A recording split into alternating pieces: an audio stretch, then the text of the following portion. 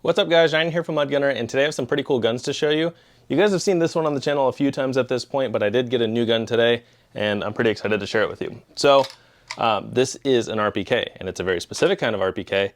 But first off, I want to show you why this one's on the couch. This was kind of my RPK build at home. So not a traditional RPK, this is actually an IWI Galil, which is chambered in 7.62x39 and takes AK mags. But when I saw this gun, my dream for it was a miniature RPK, or like an LSW, light support roll. That's like a big term. But an RPK is basically a full auto AK, but a beefier one, kind of like the FN SAW.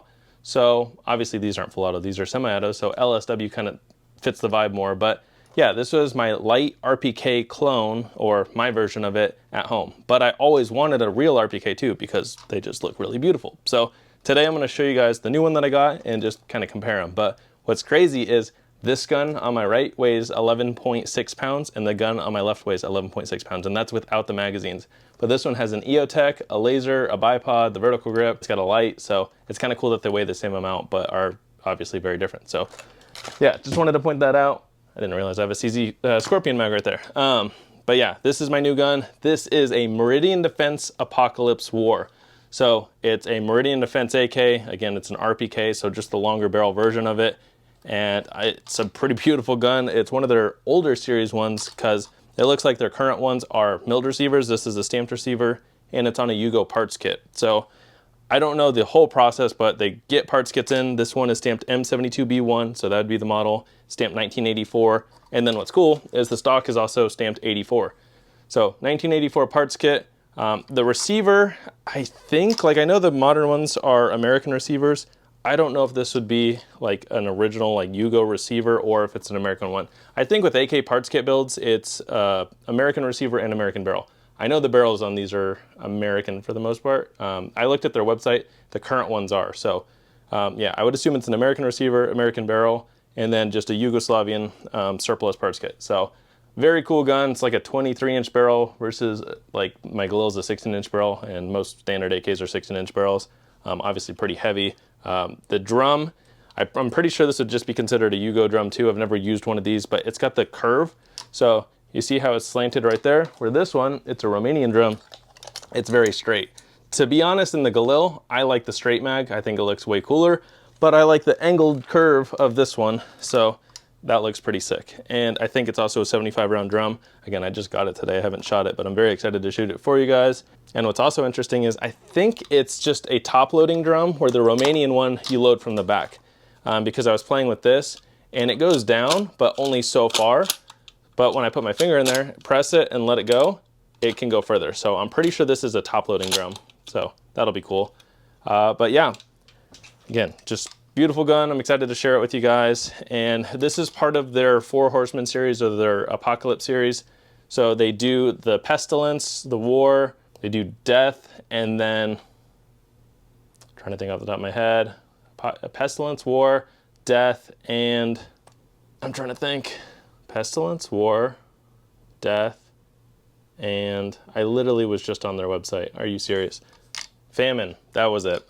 Yeah, sorry, I'm not religious, so I don't remember that stuff. But yeah, Pestilence, War, Death, and Famine. I don't know the order of it, but I think this is number 2 in the series.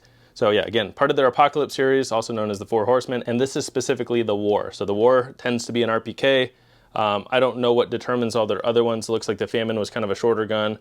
The Pestilence was a full 16-inch gun with like a wood fore end and then a top rail. And then the other ones I don't remember. But again, I'm very excited for this. And I think at this point it would be cool to collect all 4. Obviously that's a little bit of money. I bought this one used, and we've had a lot of Meridian Defenses come in over the years. I've just never jumped on one. They are a high-end AK, and I have this goal to collect a lot of different high-end ARs. I could see myself doing the same thing with AKs. So get like a Meridian Defense, a Rifle Dynamics, a Krebs Customs. I think it'd be cool to have all those. A Jim Fuller, like a Fuller Phoenix AK, because he's here in Arizona. But yeah, this was my very first one. It's got a built-in bipod, which is cool. So this just pops down. And then, yeah, it's kind of beefy, so it doesn't fit on the couch very well.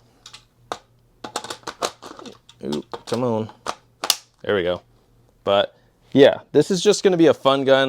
It doesn't really serve a practical purpose. If I wanted a gun for this purpose, I would go with the Galil, because yeah, it's just more practical for me. But this one does have an ALG trigger, so I cleared it before.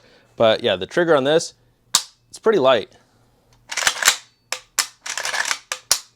Let me check the Galil. Now that one has a loaded drum in it because I just took it shooting and I didn't go through all the ammo, but take that out. And I think the Galils take AK ALG triggers, if I'm not mistaken. This one came with an ALG trigger, so we'll just have 2 bipod guns on each side of the couch. Boom. All right, so clear. Oh yeah, this one's way lighter. Go back to this one. We're just double fisting bipods. I mean, they're similar, but I would say this one is just a smidge lighter. But yeah, I'm excited to show it with you guys. I know I've said that like 3 times now, but that's all I can really do. I want to go shoot it really bad. I might be able to go shoot it this weekend for you guys. I need to buy some more AK ammo. I have a lot, but I try to not touch my backstock ammo because that is just like rainy day ammo. But yeah, I try to stay on top of my range ammo too. So yeah, let me know what you guys think. I'm really excited for it, and I think it'll be really cool to show off on the channel. So thank you guys for watching. I hope you enjoyed, and stay tuned for my video.